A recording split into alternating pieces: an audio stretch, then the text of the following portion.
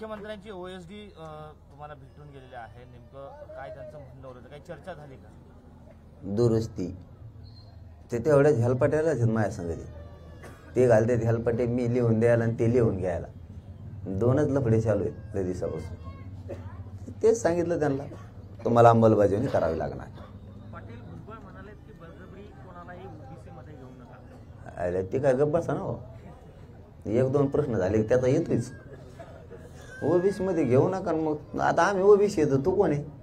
तू हे चिकित्सा करायला लागणार, तू ओबीसी आहे का? हा तो हा तळाला मिळणार राहिला, तो आपला 1967 जाऊन बसला फुकटात आरक्षणात, खातो.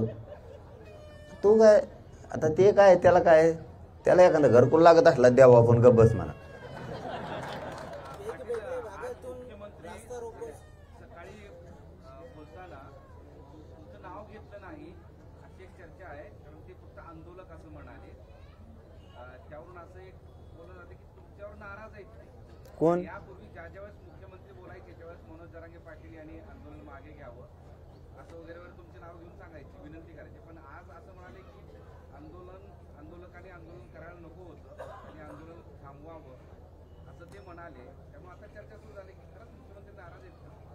ते कोण पण ते म्हणजे तेच लय अर्थ होते, ते म्हणजे कोण, ते चले मग दांडगाले अर्थ होते.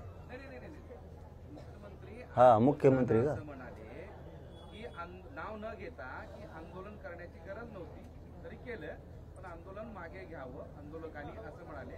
एरवी ते मनोज जरांगे पाटील यांना शब्दशः नाव घेऊन आवाहन करतात, त्यामुळे नाराज आहेत का तुमच्यावर असा एक नाही, प्रश्न उपस्थित होतो. ते मला नाही माहित नाराज आहेत का कशाने असले तर असले, मग त्याला नाविलाजी.